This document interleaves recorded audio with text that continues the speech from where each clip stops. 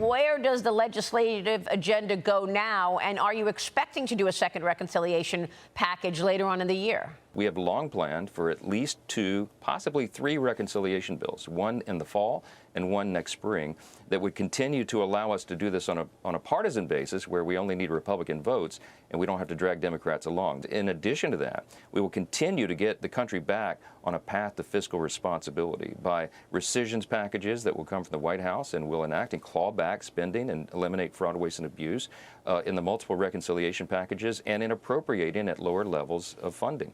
All these things will be done while we're codifying more of President Trump's executive order.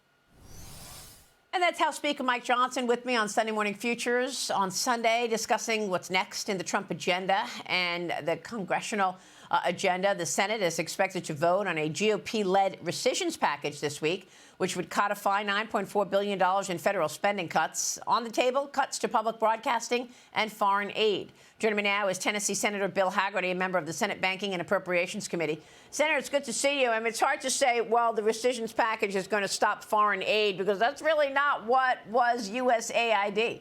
When you say foreign aid, you think it's all this, aid to poor people. But what we realized when we peeled back the onion is that it wasn't that at all. No, it's amazing what we found when we looked into it.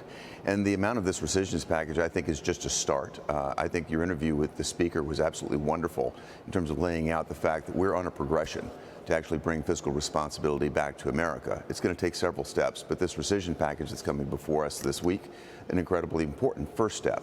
What we're going to see is a cutback on programs that have been wildly mismanaged. And if you think about the way these programs have been allowed to grow, I mean, we're funding lesbian programs in Canada. That's absolutely ridiculous that the U.S. taxpayer should be on the hook for these types of boondoggles. So this is a first major step. I'm looking forward to getting it passed this week and continuing down the path of fiscal responsibility.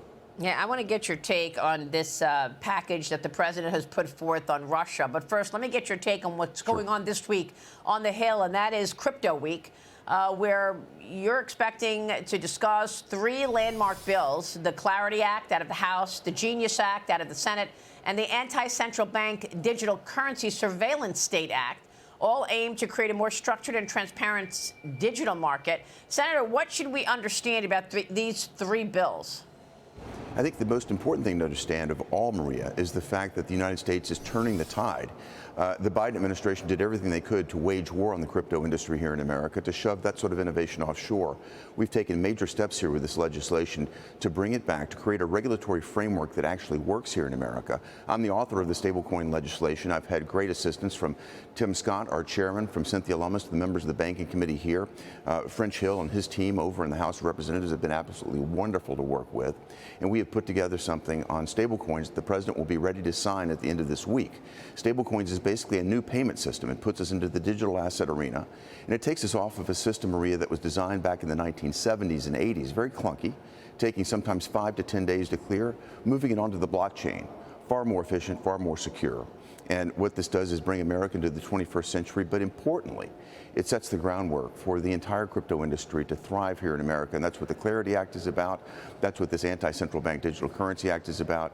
It's moving this technology forward here in America and making certain we own this innovation going forward. Well, what about this Surveillance Act, Anti-CBDC Surveillance Act? Look, I like the Genius Act and the stablecoin legislation largely because it's based on the dollar. And it will make it easier for people to move money across the world, right? Absolutely, it'll make it easier, and it'll make it easier to move dollars, which again reinforces the U.S. dollar as the reserve currency. And importantly, Maria, each of these digital dollars are going to be backed 1-for-1 by U.S. Treasury securities. That's going to stimulate demand for U.S. Treasuries. That's going to bring the increased demand is going to bring rates down. That's going to be very positive for our borrowing cost right now at a time when we could use it. There are many reasons to love this bill. The working capital that it brings back into the system, again, instead of being tied up 5 to 10 days waiting to clear, immediately coming back to the hands of middle and small size companies that can put that asset to work. I think we're going to see a lot of positive results, but importantly still, we're going to see this technology thriving here in America again. The anti-central bank component of it, I think that may seem strange, but there is a large number of my colleagues here in the Senate, Elizabeth Warren, probably the leader of this group, that are proponents of central bank digital currencies, meaning they'd like to be able to see and surveil every transaction that Americans make. I don't think Americans want that at all because they've seen Operation Choke Point take many different forms. We do not want to empower the federal government to do that yet again. Yeah, that's a great point. We'll be watching that. All right, let me move on to Russia, Senator, because there's Sure. deep support within the Senate for Russia sanctions. President Trump giving Putin a 50-day deadline now to end the war, Yes. threatening 100% secondary tariffs on Russia's trading partners if a deal is not reached. So if China and India want to buy oil from Russia, they'll face 100% tariffs. Comes on the heels of the president making another deal with NATO members for European allies to buy billions of dollars in American weapons from our weapons makers and then go on to distribute those to Ukraine. Senator, your reaction to this, how do you expect this to play out? I think it's a very positive development, Maria. You know that President Trump has gotten to the end of his rope dealing with Vladimir Putin and Zelensky, trying to bring this, trying to resolve this conflict in Ukraine. And what he's done is taken a major step forward, demonstrating his resolve, but he's done it in a way that takes the American taxpayer off the hook. He puts the Europeans on the front line. He's going to be depleting their stockpiles, not American stockpiles, and they're going to be paying for it. So I think that moves very much in the direction that he's articulated for some time. The other thing that's important here, Maria, is he's issued a 50-day timeline. Just ask the Iranians. When President Trump issues a timeline, he expects it to be followed, and if they're not followed, the consequences can be serious. When he talks about sanctions at this level, secondary sanctions, I can tell you, because I've been on the front line of imposing secondary sanctions when I worked in the first Trump administration. My job was to work on the Iranian regime and to stop countries around the world from buying Iranian crude oil. I got that done in Japan. It happened around the world. We brought Iran to its knees, and had it not been for voices like John Kerry pleading with them to wait just beyond the election to see if Joe Biden might win, we would have had a very different situation in the Middle East. We're coming back to that strategy now, and President Trump has more than 3 years ahead of him to impose these sanctions. They're going to be crippling. I think the Russians understand this, and most important, they know President Trump means business. Well, that's right. And he just showed us how much he means business with the Iran situation. He told Iran something's got to be done within 60 days. On day 61, Israel went in there. Now he's telling Russia something's got to be done in 50 days.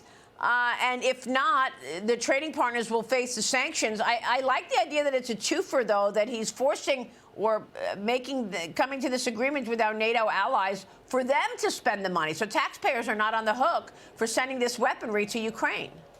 That's a great point, Maria, but I think you're exactly right, and I can't underscore this enough. Vladimir Putin knows, and President Trump has demonstrated his resolve, 50 days means 50 days. And if he violates that timeline, the consequences will be severe.